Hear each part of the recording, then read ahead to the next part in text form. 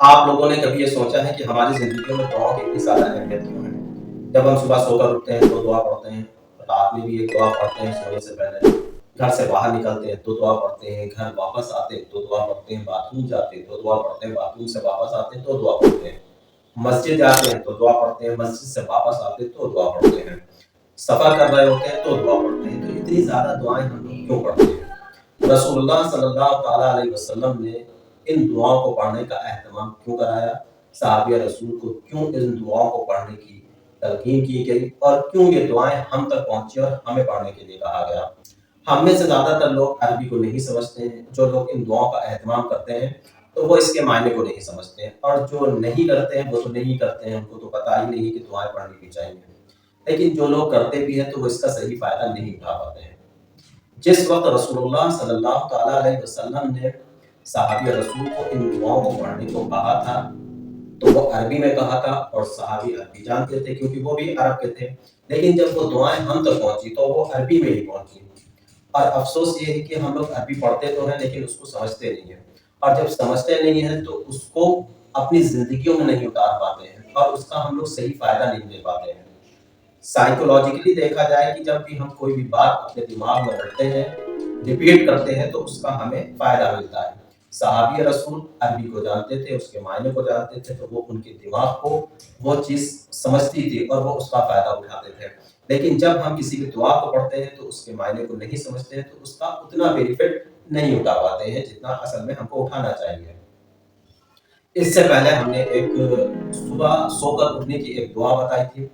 وہ آلریڈی ہم نے اس کا ویڈیو بنایا ہے، وہ لنک ڈسکرپشن میں آپ کو مل جائے گا، وہاں سے آپ لوگ دیکھ سکتے ہیں، سرچ بھی کر سکتے ہیں۔ اس میں ہم نے یہ بتایا ہے کہ جب بھی کوئی دعا رسول اللہ صلی اللہ تعالیٰ علیہ وسلم نے بتائی تھی تو وہ ہماری زندگیوں میں کس طرح سے فائدہ دیتی تھی، کس طرح سے سائیکولوجیکلی ہمیں ہیلپ کرتی تھی، مینٹل پیس ہمیں دیتی تھی، اور ہماری زندگی کو ایک نئے آیام کی طرف لے جانے کا، ایک نئی زندگی، ایک نئی سوچ کی طرف لے جانے کا موقع ہوتا تھا۔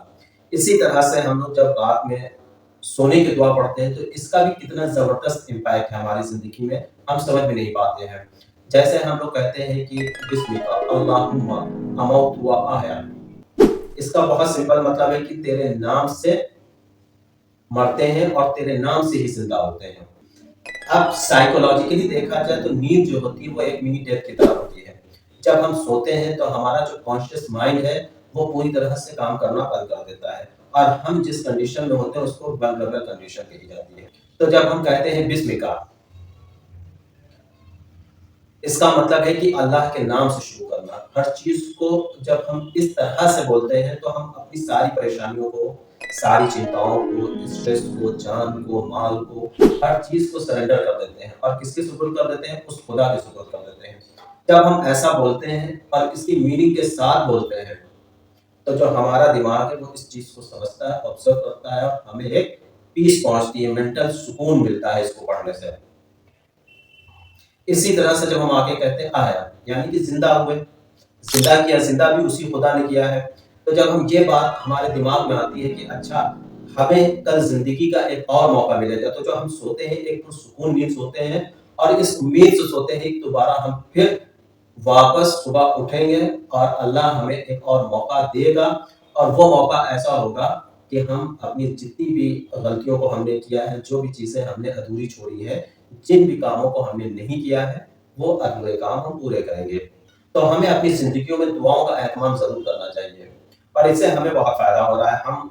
آپ لوگوں کے ساتھ دعائیں شیئر کر رہے ہیں، اس ذریعے سے ان دعاؤں کے میننگ ہمیں بھی سمجھ میں آ رہے ہیں اور ہم یاد بھی کر پا رہے ہیں اور اپنی زندگی میں اس کو اتار پا رہے ہیں، تو اس سے ہمیں بہت فائدہ ہو رہا ہے۔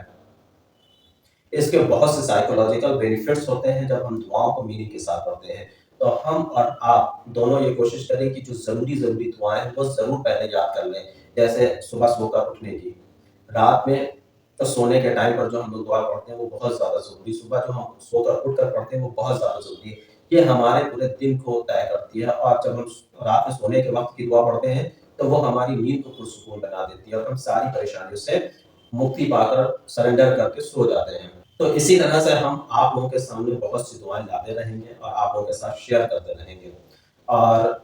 دعائیں اگر پسند آئیں گی تو آپ لوگ شیئر ضرور کریے گا، سبسکرائب کریے گا، لائک کریے گا۔ ہم چھوٹی-چھوٹی سی چیزوں کو، چھوٹی-چھوٹی سی دعاؤں کو آپ لوگوں کے ساتھ شیئر کرتے رہیں گے، ہم بھی سیکھیں گے اور آپ لوگ بھی ساتھ میں سیکھیں، اور اللہ آپ کو اس کا فائدہ، اجر ضرور دے گا۔